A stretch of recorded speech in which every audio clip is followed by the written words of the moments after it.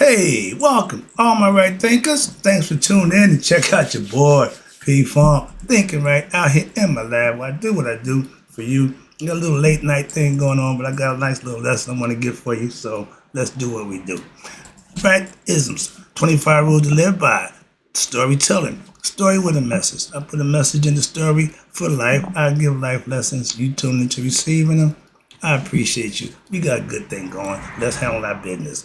Right thinking mission, and I'm on it, is to enlighten, inspire, educate, and motivate you, the individual, to a higher spiritual level of enlightenment. Right thinking way of life through mental and spiritual discipline, practice daily, will help and guide you to obtain your goal of spiritual enlightenment, aka know thyself.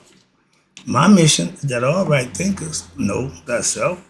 If you're a right thinker, your goal is to, know thyself. So you see where we're going with this?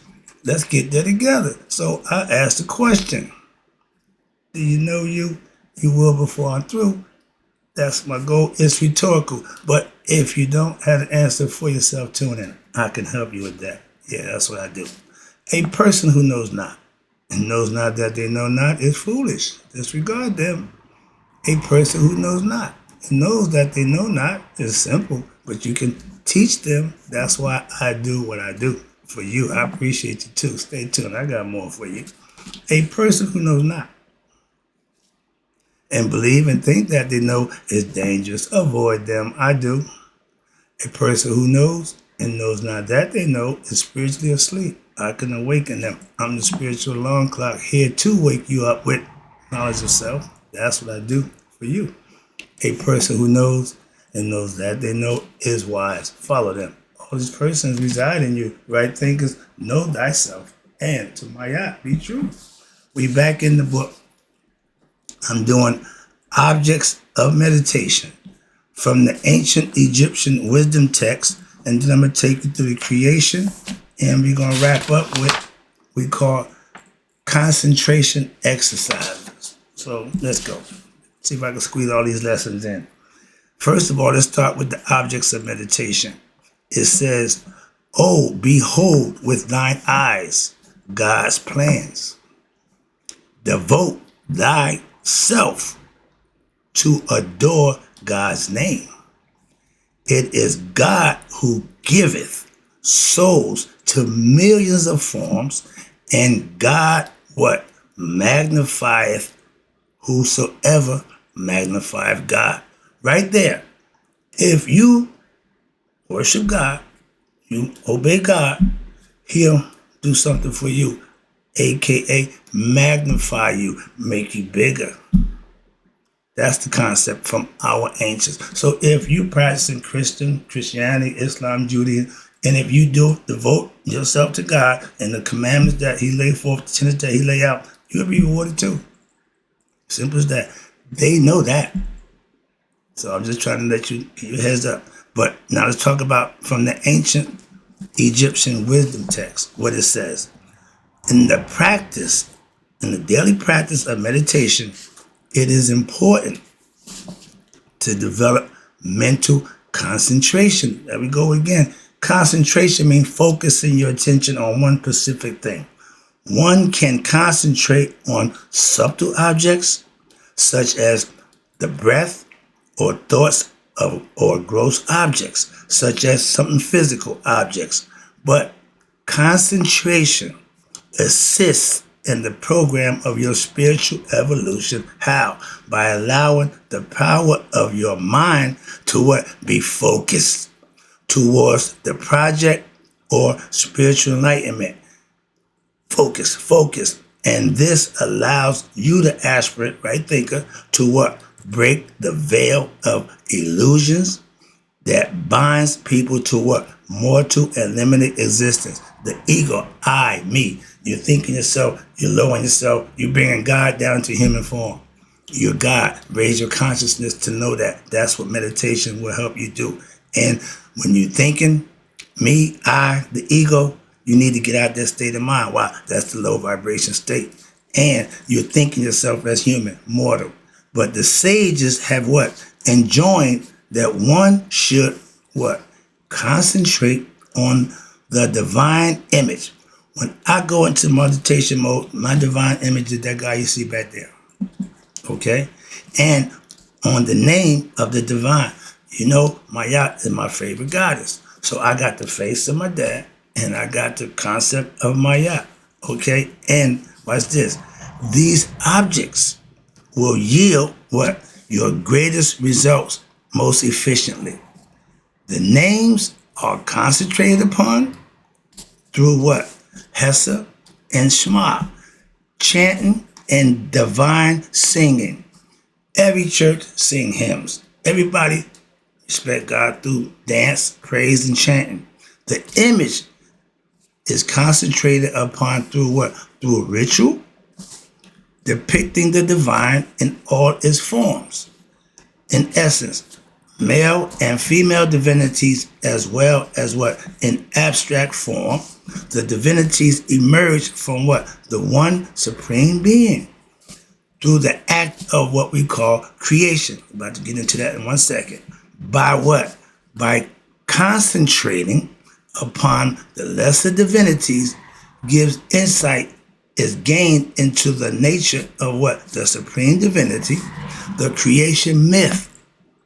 Listen, the creation myths allow you, the aspirant, right thinker, to fully understand the nature of the divinities, which is all aspects of your character. Once you understand and master that, it makes so much sense. And thereby what? Develop your devotional feeling towards them that develops into what? Esteem and love for what? The divine, leading you to spiritual enlightenment and ultimate union with the divine. That's the purpose of meditating and righteous living. They go together to get you where you need to be. Why? You'll be blessed for living right. And when you get communion with your higher self, you become one with that. So it all works hand in hand as a process. And trust me, it works. It's been working for thousands of years. Let's talk creation. I love talking about the creation because when you start, this is where it should start from. And the reason why it is, the process of creation is explained in the form of cosmological system for better understanding. Cosmology is a branch of philosophy dealing with what? The origin, the beginning, the process, and the structure of the universe. Cosmogony is the astrophysical study of the creation and evolution of the universe, And both of these disciplines and principles are inherent facets of our ancient Egyptian philosophy through what? Through the main religious system of, or what we call, the company of gods and goddesses, meaning elements of nature, both male and female, hence God and goddess. Now you got a company of gods and goddesses is what we call a group of deities, which symbolize a particular cosmic force. Shu represents air.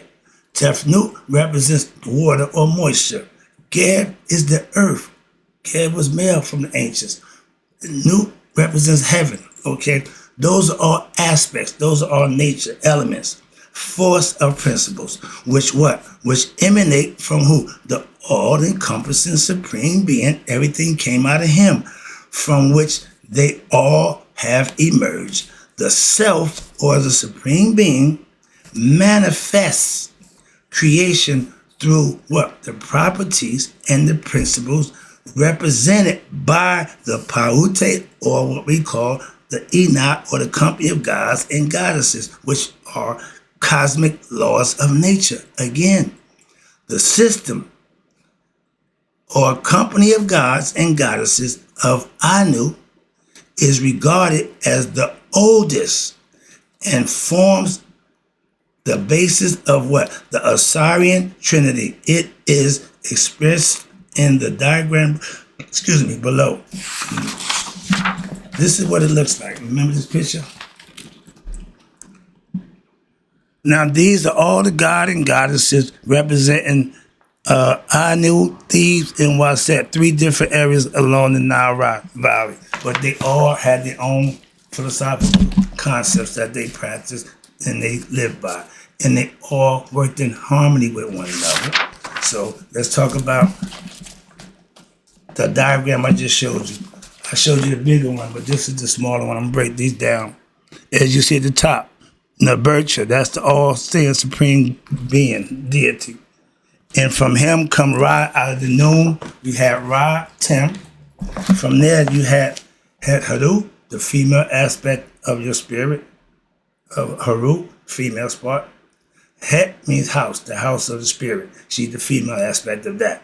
Tahuti, which you're going to break down for you again, that's God's mind. That's the wisdom from God himself. Maya, she represents what? Duality, balance, and everything that's righteous, good, and reciprocity, all the good things. Shu, again, he's air, first thing. Tafnut, moist air, rain from above. Geb, the earth. Nut, heaven, starry decked clouds. Okay, we call it heaven. Set, which is your ego.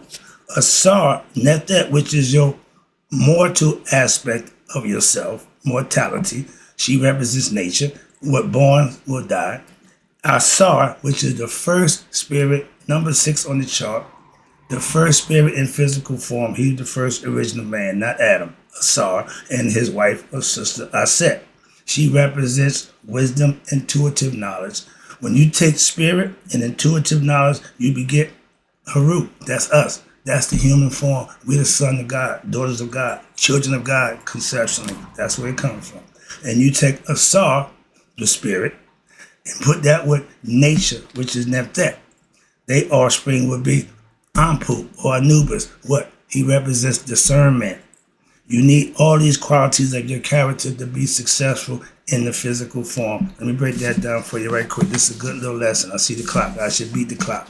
I just told you the diagram above showed what they call the Enot, or the creative principles, which are embodied in the primordial gods and goddesses of creation. Again, eminent from the supreme being, what we call Nabercha.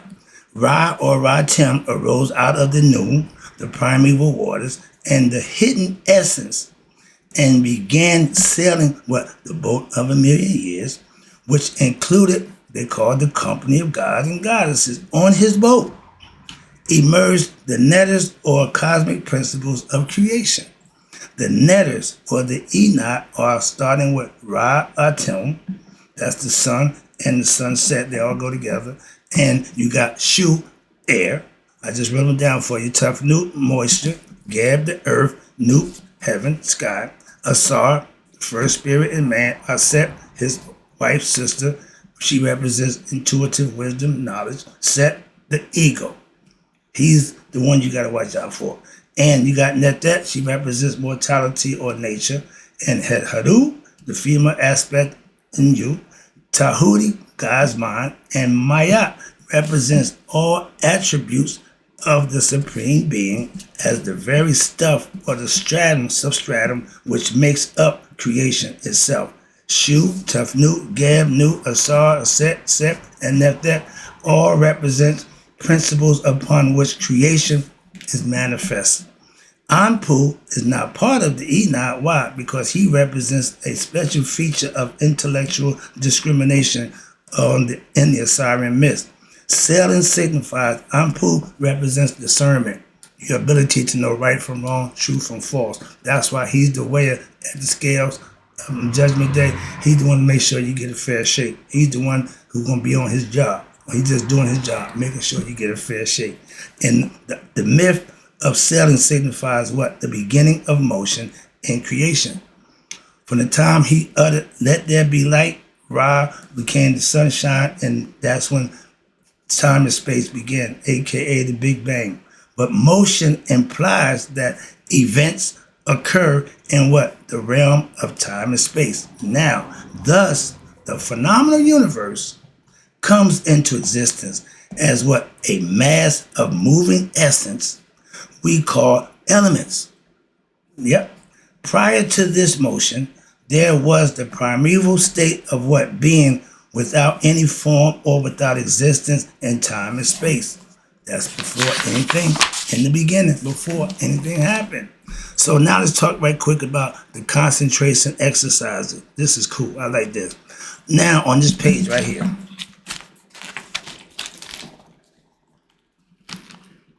See, these are the guys that you can focus on when you go into your meditative state. And these are all, again, aspects of your character. They're all inside you. Okay, remember the record, I got all my sisters, the sister slash, I got all my sisters in me. Spiritually, you got all these God and goddesses in you. How about that? So hope you can understand it from that aspect. I just showed you. Now, on the following pages, and throughout this volume, I will have provide several images based on what ancient Egyptian myth presented in this volume. Mythology is a language which is relating you back to your innermost reality, your higher self, within self. In order to draw the greatest benefit from the mythology, this is the part you need to understand, right, thinker? It must be lived. It's a mythology, it's a philosophy, but you can manifest it by living it and practicing it when daily, and not just from reading about it. No, for entertainment purpose. No, you got to put this into effect. That's why I'm giving it to you. Why? That's how I got it. I put it in effect and I know it works. So I'm trying to show you this is where I got it from. And the images, watch this. The images may be used for what? Concentration and meditation exercise as follows. Try to break it down for you right quick. Prior to your practice of formal meditation, you sit quietly and you stare at a picture or a statue of the deity of your choice. At regular intervals, you close your eyes and you retain the form in your mind for as long as you can. That's concentrating, blocking everything out, coming to a single focus, one point, that fine point. That's what concentration teaches you to do. And when you're able to block out everything and do that, you get better. Once you open your eyes, when your vision fades, and you repeat the exercise until it starts to become a little more easier. You may also practice visualizing the image while recalling the attributes as described in the myth. See these attributes as facets of what? Your own life. My pastor who lived the Bible, I'm watching him be every one of them characters. The same way I be my God and goddess. So they got the concept, they understand it, but a different perspective, but it works for him, so I don't have a problem with that because they fully understand it. But when we get to talk, we compare notes. But you can also practice the visualization, see these attributes as facets of your own life. Why? Because now see how you too can experience, again, live the experience in trials and tribulations of each character as well as their triumphs and growth into spiritual awareness. I said, excuse me, she represents wisdom, intuitive knowledge. Asar, he represents the spirit. Neftet, she represents nature, mortality, limited in your life. Anything born will die. Then you got Haru, that's me and you. That's the spirit from the Father. That's the Son from Asar. And I said, we are the offspring from spirit and intuitive knowledge. We had that in us. It's natural. Then you got the bottom of this. You got my boy down here, which is Ampu.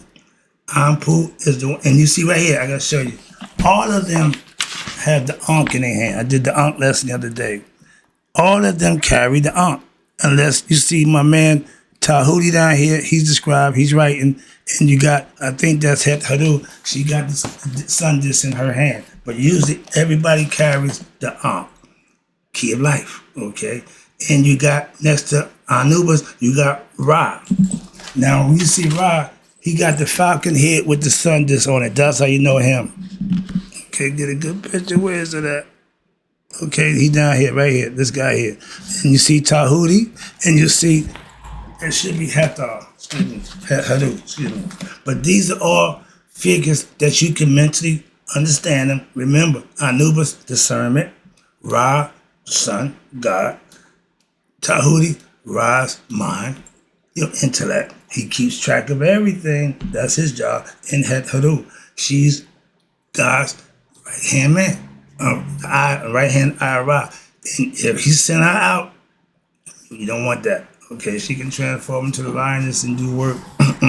Now she represents, okay, the fire inside you. Okay, the house, the body. But the supreme being, I just showed you above, the supreme being Nebuchadnezzar manifests as what? Various gods and goddesses as well as human beings. Amun means the hidden one, and that's nature and even the elements. Thus, from the one arise many. However, all objects are in reality what? A reflection of the one. Here go my best part right here. And since a reflection we know is what? Not real. Only the one is.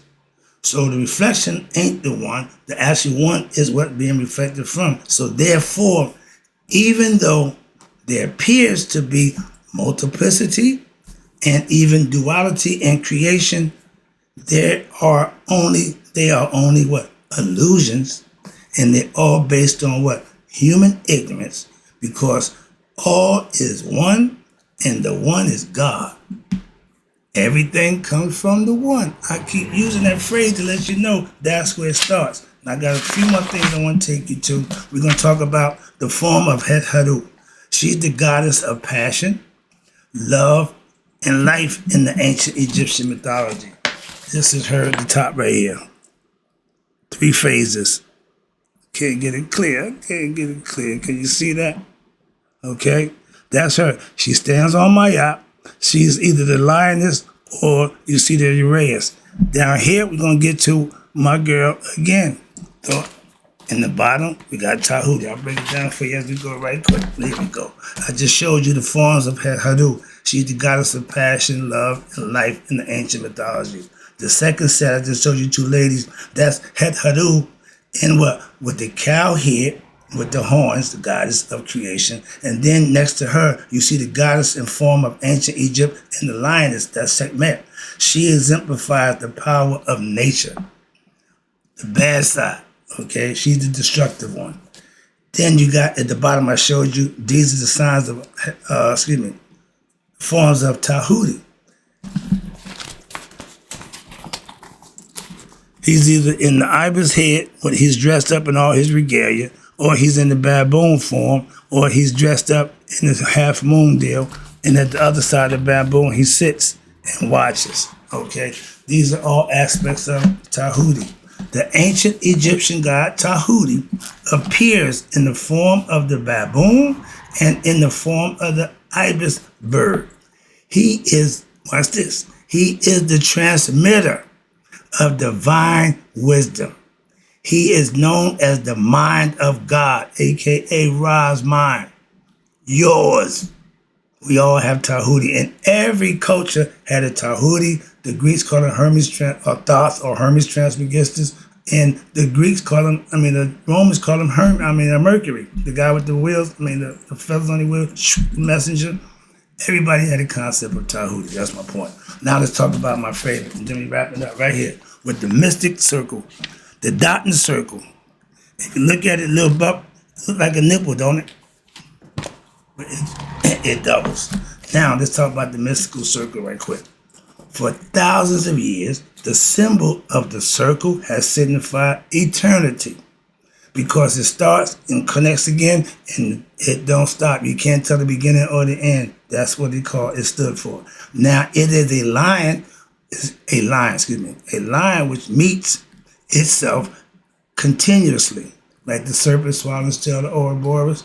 The sun disk is the prominent symbol of Ra, because just as the sun emanates rays which engender life in the solar system, the Supreme Self, Ra, emanates rays of consciousness which engenders what? Life in every human being, every individual, and every object, in creation. The sun disk consists symbol consists of what? An outer circle with a dot in the center. Excuse me. The dot represents what? The self, you, the essence. And the outer circle represents creation. Everything created came out of him. That's what they're showing you. And which has emanated from the source. In Indian mythology, it is called the Bindu. The same ancient Egyptian symbol may be seen in the yantras, mystical symbols in India yoga. Thus, the ancient Egyptian text, instruction of humankind, is instructing you, the practitioner of what meditation, to sit within the circle in essence, to be established in what? Your eternal self. This is what it looked like. Right there. That's my teacher. You see people making a circle when you do demonic worship, they put the pentagram in there, a whole bunch of stuff. That's the lower level. This is the higher level, okay? It goes both ways. Now, let me wrap this up. Now, the ancient Egyptian text did that. I just showed you the abstract meditation. You sit in the middle of the circle and you keep yourself. The circle may also be used as what we call abstract meditation, though getting bad, on the self, which is beyond name and form.